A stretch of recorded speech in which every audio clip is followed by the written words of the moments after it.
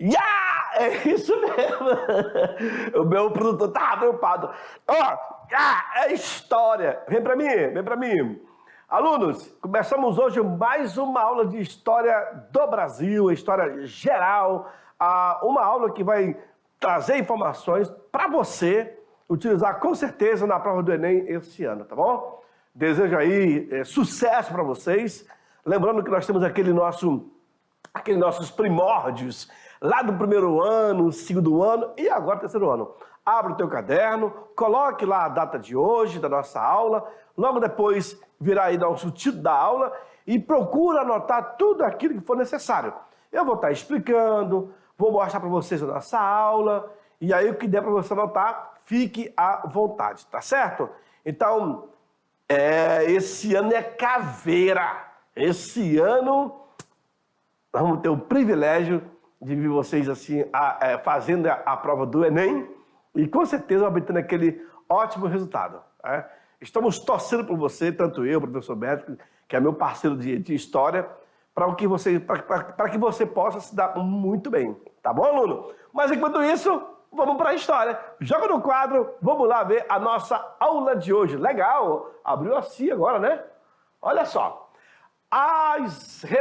Opa! É porque eu não calibrei a minha caneta. Agora sim. As revoluções socialistas na Rússia. Parte 1. Nossa, então teremos parte 2, com certeza. São 2 aulas, tá bom? Bom, vamos saber como foi que se deu o declínio do Império Russo, que agora voltou de novo, né? A Rússia se tornou União Soviética, acaba a União Soviética e volta para a Rússia. A origem do Partido Socialista, que se deu com os russos para a União Soviética. O fim do czarismo e a supremacia dos bolcheviques. E logo também entraremos na Revolução Comunista. Nós estamos nesse exato momento na aula 9.1. Fechou, aluno? Para essa aula, tu tens como habilidade avaliar. Eu não vou colocar nem essa palavra aqui não, tá? Eu não vou mencionar. Avaliar conflitos culturais, conflitos sociais, político, econômico e ambientais ao longo da história. E diga-se de passagem, ao longo da história da Rússia, né? Que vai se tornar a União Soviética. Assim também, você deverá analisar a atuação dos movimentos sociais, também da Rússia, que contribuíram para a mudança ou ruptura dos processos de disputa pelo poder. Aí eu tenho dos czares até a Revolução. Fechou? É uma aula muito interessante porque hoje, com a guerra na Ucrânia, a Rússia, nós já estamos com 3 meses, né? Basicamente 92, 91 dias, quase 100 dias. E milhares de pessoas já perderam suas vidas. Tá bom? Bom, aí nós começamos então com o declínio do Império Russo.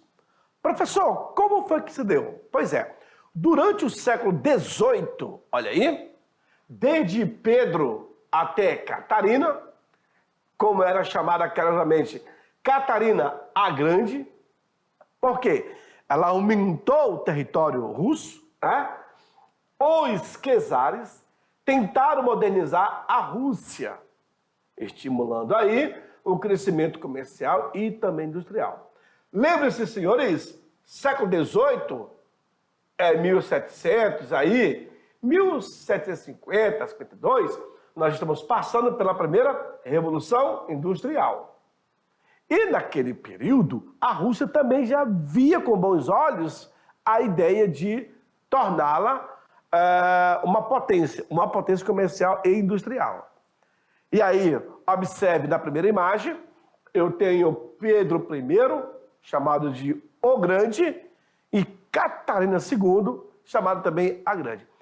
Olha que interessante, né? Porque no Brasil também tivemos um Pedro I. Então não é exclusivo apenas dos portugueses ou apenas do Brasil ter esse título de Pedro I. É bom que você saiba, né, aluno?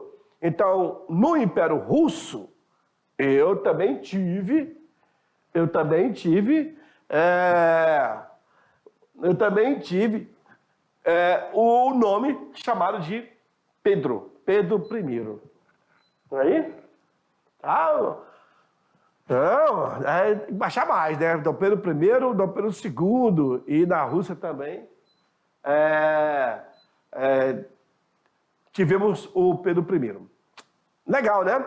Agora, geralmente, eles colocam esse adjetivo devido ao estilo de poder que eles adotaram. O grande, a grande, Alexandre o Grande, pequenininho ele era quase anão, né? Mas foi pela aventura, pela a bravura, pelo aumento do império, pela ambição, aí chamaram de o Grande. Dom Henrique, o Navegador, ele nunca entrou numa embarcação, então tem esses adjetivos que eles acabam passando adiante, tá bom? Vamos lá. Durante o século XIX, esse império se configura como potência ultra. Até hoje, a Rússia ela é ultraconservadora. Ela é ultraconservadora, a Rússia. Não aceita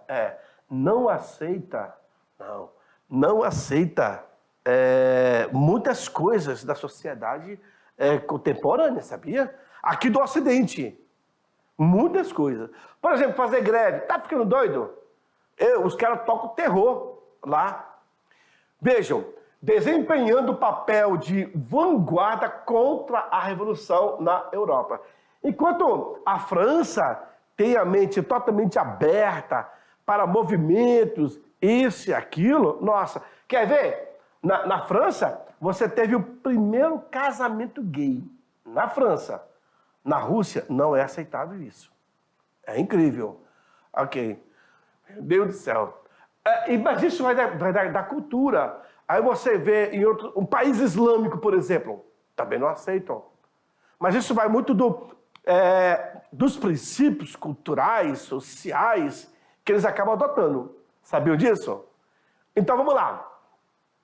O governo de Nicolau I, esse daqui, quase você não vê na história, né? Mas geralmente é o Nicolau II.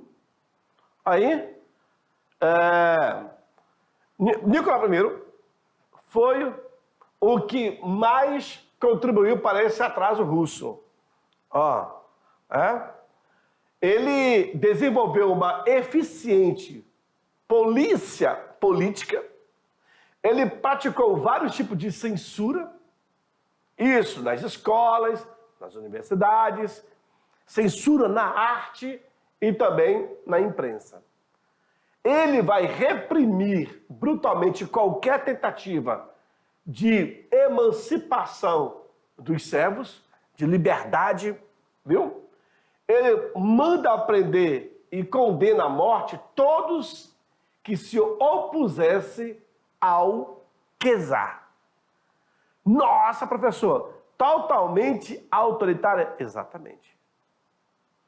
A celebração do atraso acabou apenas devido à humilhante derrota na Guerra da Crimeia em 1855. Se não tivesse sido isso, com certeza era um outro cenário, podemos imaginar.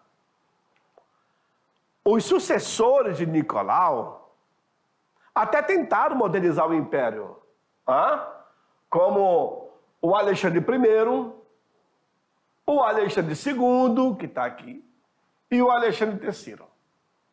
Olha, eu tive o Nicolau, tá? Eu tive o Nicolau I, e logo após eu tenho os Alexandres, tá? Os Alexandres I, o segundo, o terceiro. Aí, de novo, vem quem? O Nicolau, só que o Nicolau II.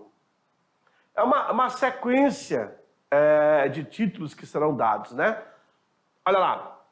O Alexandre II, ele acabou oficialmente com a servidão. Isso é muito bom vocês mentalizarem. Esse cara que vocês estão vendo, tá? esse fera aqui, ó. Alexandre III, ele fez o possível para atrair capitais estrangeiros a fim de quê? De industrializar o país. Se vai conseguir? Não sei. Entretanto, senhores, a situação dos servos vai mudar muito, muito, muito, muito pouco. Quase nada. E a industrialização vai se restringir a poucas cidades. Não era qualquer uma que estava apta a ter esse processo vantajoso de melhoria. E aí, melhoria comercial, industrial, social, cultural, que vai atingir essas pequenas cidades, tá bom? Então, lembrando, começa com Nicolau I, aí eu tenho Alexandre I, II e III, aí logo vem Nicolau II. É a continuidade da dinastia, fechou? Não vai esquecer? Tá bom, vamos lá então. Enquanto os países ocidentais passavam por intensa industrialização, lá no século XVIII, 1750-52, os russos permaneciam com a economia predominantemente rural. Pronto, tá aí, 1917, com a Revolução Russa. A Rússia era totalmente agrária, senhores. Só viver do campo, né? Em pleno século XX, a Rússia ainda era agrária. E vocês vão entender o porquê da Revolução. Na sequência, ela era governada por uma autocracia absolutista e organizada em uma sociedade estamental, ao modo do antigo regime. Ou seja, aquilo que teria sido feito lá na Europa, senhores, a Rússia ainda estava caminhando. Ou seja, enquanto os outros países ocidentais já teriam mudado o seu estilo, o seu regime, suas estruturas, a Rússia ainda estava atrasada. Sabia disso? Sabia? Pois é, século XX, aluno. Século XX. Vejam, uma minoria de nobres eram proprietários de terras. Nesse grupo, recrutavam-se os oficiais que se ocupariam os postos de comando do exército, do Estado e o alto clero da Igreja Ortodoxa. No outro polo social, estava a maioria da população explorada como servos. Meus queridos, essa vantagem era para poucos. Essa vantagem é para poucos. É isso mesmo? É isso mesmo? Ok, 10º. Ok. Metade 10. Agora sim, vamos falar sobre ele. Nicolau II. Mas bem antes, eu queria mencionar para você que o Alexandre I, quando eu estava falando para vocês aqui, o Alexandre I é ele que vai ter o conflito com o Napoleão Bonaparte, sabia? Século XVIII, nós temos aí esse contato. Já o segundo e terceiro vai procurar melhoria. Vamos lá. O governo de Nicolau II começou em 1894. Aqui Napoleão já estava morto. Napoleão morreu em 1821. Vejam, e foi a derrocada do czarismo. Em 1905, a Rússia se envolve no conflito com o Império Japonês. As privações causadas pela guerra vão acabar desencadeando uma onda de revoltas em São Petersburgo. O povo queria levar uma petição ao paizinho czar, buscando aí a sua proteção. Preste bem atenção ao que vai acontecer. O povo solidário vai fazer um manifesto e vai levar o seu paizinho Czar, que é o Nicolau II. Esse fera aí, ó. Sabe o que vai acontecer? Espera, daqui a pouco. A repressão violenta contra a população desarmada, Nicolau II manda as suas tropas, os cossacos, tocarem o terror na população. Isso no dia de domingo, pela manhã, o povo foi lá pacificamente entregar o manifesto, pedindo uma melhoria do paizinho Czar. A reação foi violenta. A população desarmada vai ser alvo fácil. Muitos irão ficar feridos e muitos irão morrer. Esse episódio será chamado de Domingo Sangrento. Isso vai acabar com o imaginário popular do Czar protetor, o que vai desencadear uma onda maior de greves e revolta, com especial destaque para a insurreição do encouraçado Potemkin. Ok? Aqui eu tenho o encouraçado. Essa situação levou à derrota dos russos da guerra russo-japonesa e obrigou o Czar a programar medidas liberalizantes, como a formação de Duma e a elaboração de uma Constituição, para conter o quê? A insatisfação popular. E aí eu te mostro, aluno, o Domingo Sangrento.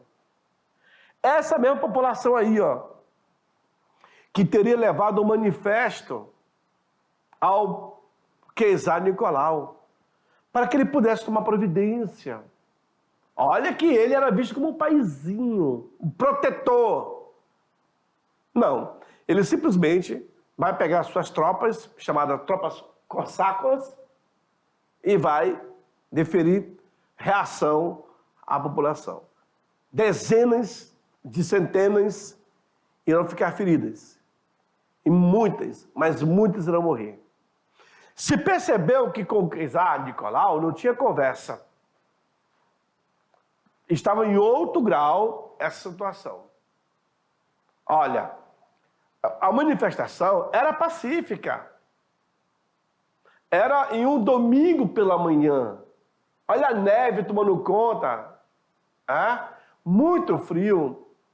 As pessoas só queriam serem ouvidas. Tanto é que esse manifesto era uma carta. E aí logo o Czar, revoltado, manda suas tropas reagirem e não deu outra.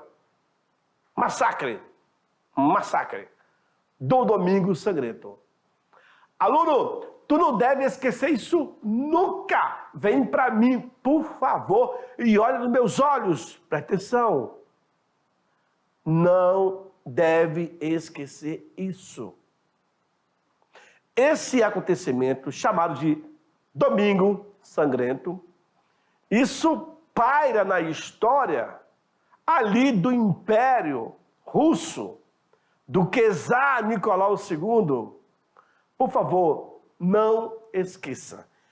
Tudo que está sendo falado aqui, tudo que está sendo apresentado para você em relação a como que vai se dar a Revolução Rússia lá na frente, que vai se transformar em União Soviética.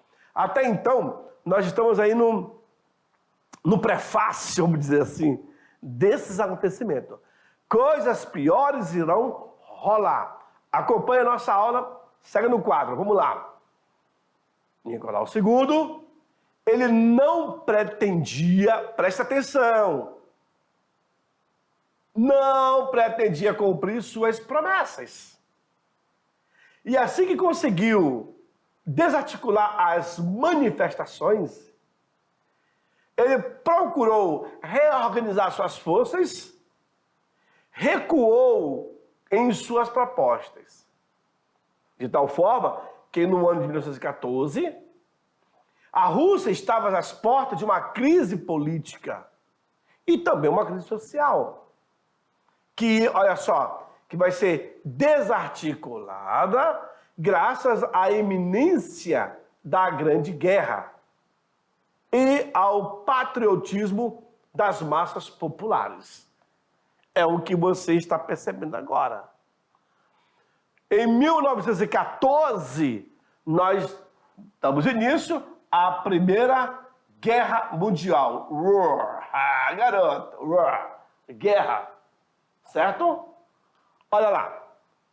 A origem do Partido Socialista. E aí nós temos dois grandes ícones desse movimento, dessa pressão política em cima de Nicolau II, das manifestações, da liderança das manifestações. Eu tenho Lenin e Leon Trotsky. Vladimir Lenin e Leon Trotsky. Esse aqui é o Vladimir Lenin e esse aqui é o Leon Trotsky. Em 1898, ideais socialistas passaram a ser difundidos através da criação de partidos com ideais marxistas. Como foi criado o Partido Operário Social Democrático Russo. Olha aí, Partido Operário Social Democrático Russo. POSDR. É muita sigla, né? E tudo baseado na filosofia de Karl Marx. E para quem conhece a vida de Karl Marx, ele foi um burguês. Casou com uma mulher muito rica, mas defendia a ideia, nunca viveu assim. É incrível fazer e a origem onde você vê. É diferente. É preciso que vocês leiam sobre Karl Marx, tá? E olha que muita gente defende as teorias dele. Tá? Então, entre esses líderes do POSDR, Partido Operário Social Democrático Russo, destacam ele, Lenin e Leon Trotsky. Vejam, dentro do Partido Operário, como todo e qualquer partido, vai haver divergências. Fazendo com que, em uma separação, ocorresse, de um lado, os bolcheviques, que na configuração são chamados de maioria, e de outro lado, os mencheviques. Eu tenho os bolcheviques, maioria, e mencheviques, a minoria. Suas diferenças estavam associadas à teoria marxista. Suas diferenças estavam associadas à teoria marxista. O grupo liderado por Lenin queria conquistar o poder por meio da Revolução Socialista, implementando aí a ditadura do proletariado, do povão, do trabalhador, que naquela época era um servo, inclusive. Então, eu tenho esses dois grupos políticos que estavam se manifestando na Revolução, nos movimentos, mas dentre eles ainda havia também essa discussão, essa não concordância. Lenin, bolcheviquenho, queria conquistar por meio da revolução, por meio da revolta, da briga, do massacre, da guerra, da violência, a ditadura do proletariado. Olha aí.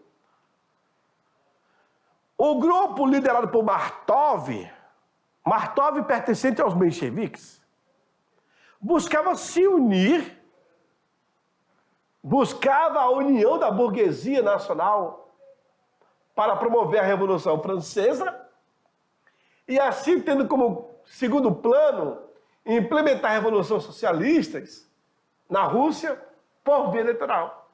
Olha só, a filosofia de Martov era uma e a de Lenin era outra. Aí eu te pergunto, aluno, qual dessas será implantada? Qual dessas será implantada?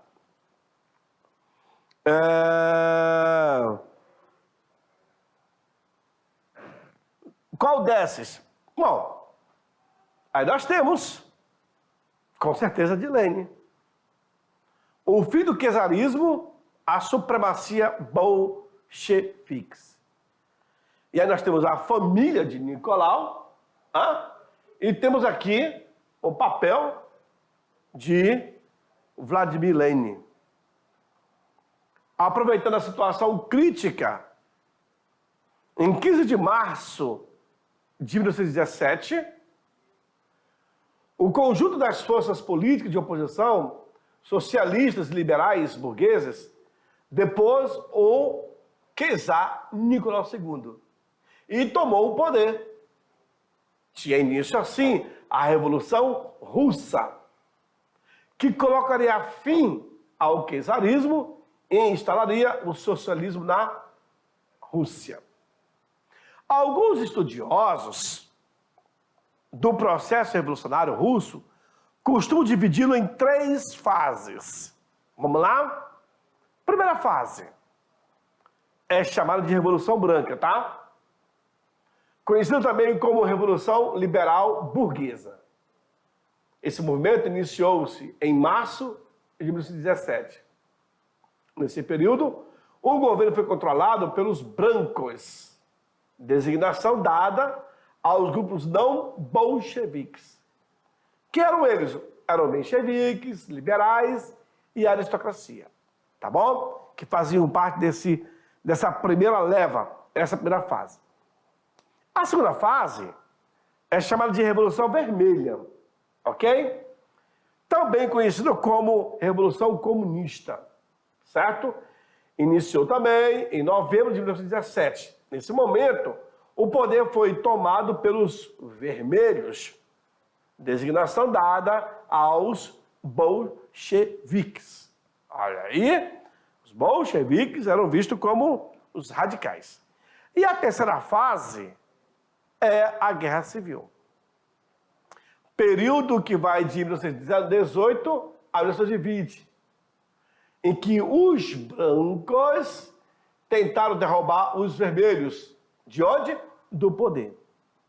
Então observe, aluno, que a parte mais radical do movimento, primeiro, são os bolcheviques e eles representam, quem representa os mesmos é Lenin, o seu principal líder, certo? Bom, essa é a bandeira da Revolução Comunista, todo o poder ao proletariado, todo o poder ao agente do Estado.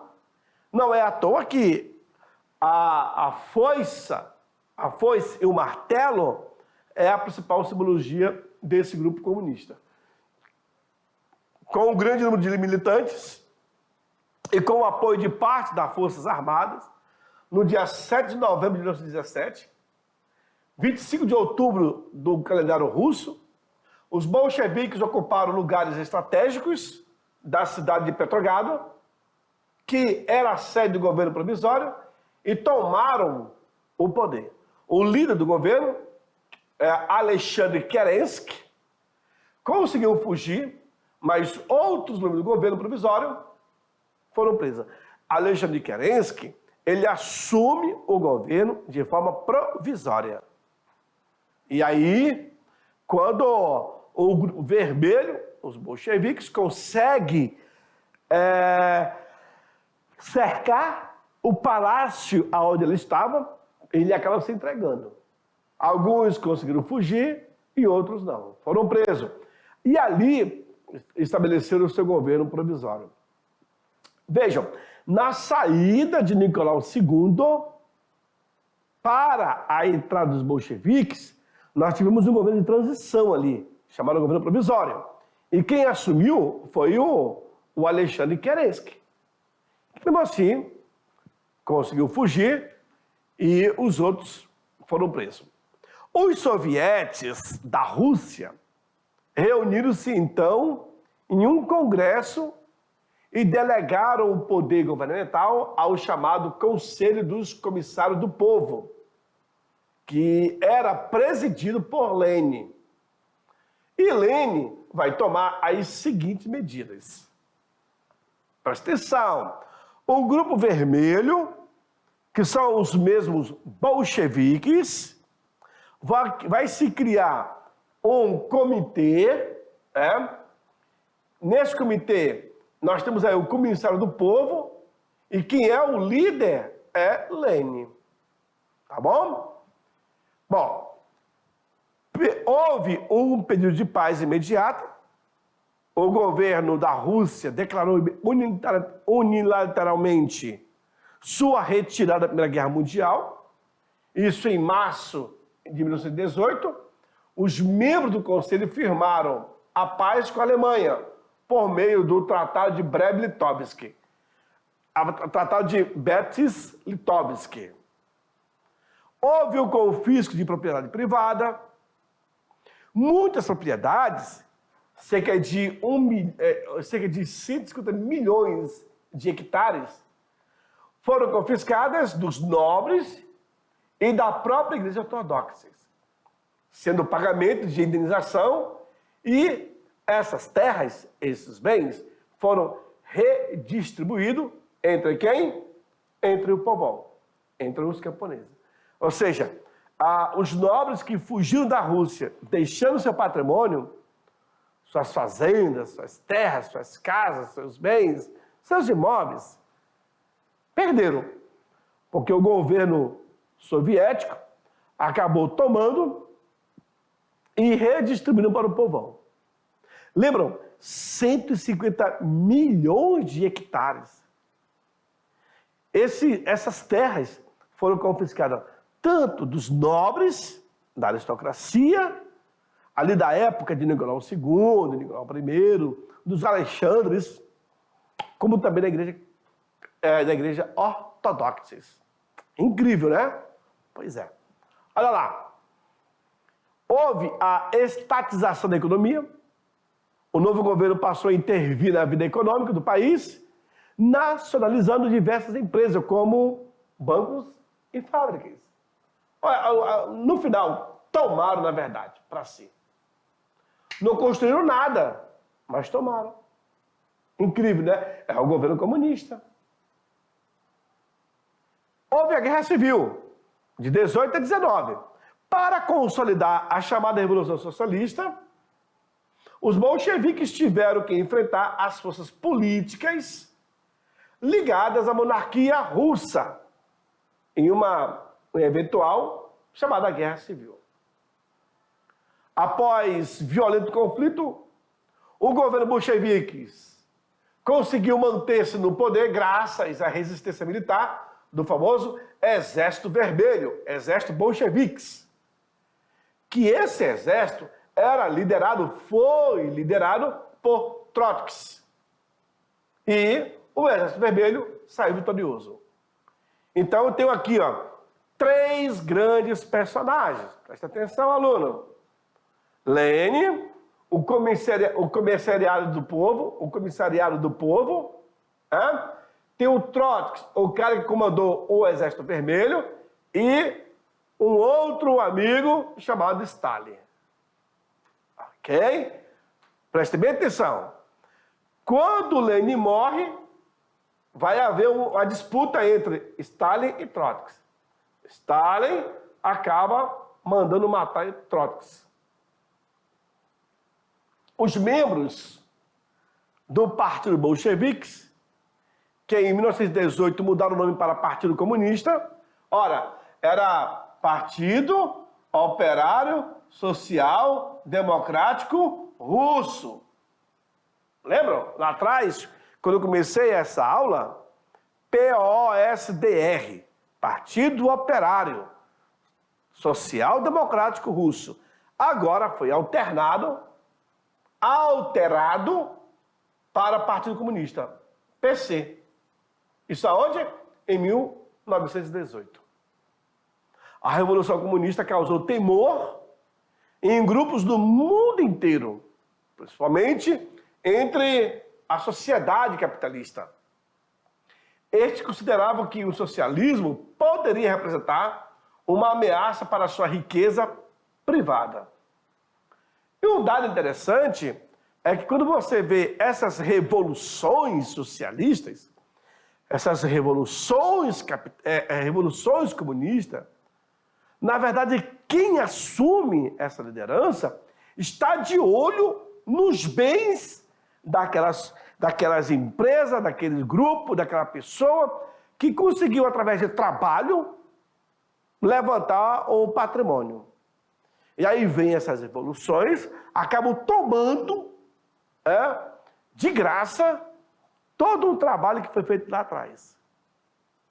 É por isso que hoje nós só temos 5 países socialistas, né? Socialista, comunista, no mundo: Índia, Vietnã, Coreia do Norte, China, e China, e tem mais um outro, e a própria Rússia, né? 5 apenas. O resto, todos são capitalistas. Porque as pessoas querem trabalhar, conquistar os seus lares, o seu carro, a sua moto, ter os seus bens, enfim. Isso é o que prega o capitalismo. Mas se você puder ganhar muito mais e investir também, claro que nesse investimento alguém ganha, alguém perde, mas o mundo capitalista é isso. Agora, se o mundo socialista começasse do nada, de cooperativa, disso, daquilo, tudo bem. Mas acaba tirando de quem já conseguiu. Por isso que a briga entre esses 3, aliás, entre os 3 não, né? A história desses 3 personagens é interessante. Vocês verão nas próximas aulas, deixa eu apagar aqui para vocês. Vocês verão, eu creio que na próxima aula, a parte 2 dessa aula, após a morte de Lênin, aí no meio, que vocês estão vendo, após a morte do Lênin, vai haver essa disputa pelo poder entre Trotsky e Stalin. Stalin defendia a necessidade da revolução dentro da Rússia. Já o Trotsky não. O Trotsky decidia que era necessário espalhar a revolução para o mundo. Acontece que a teoria mais aceita foi a de Stalin. E aí Stalin, sabe o que ele faz? Vem para mim, vou te falar olhando nos olhos. Stalin simplesmente tira do poder todos os ex-amigos de Lenin. Lenin já morreu. Olha que Stalin era amigo de Lenin. Stalin, então, chega no poder, retira todos os ex-amigos de Lenin, persegue esses ex-amigos.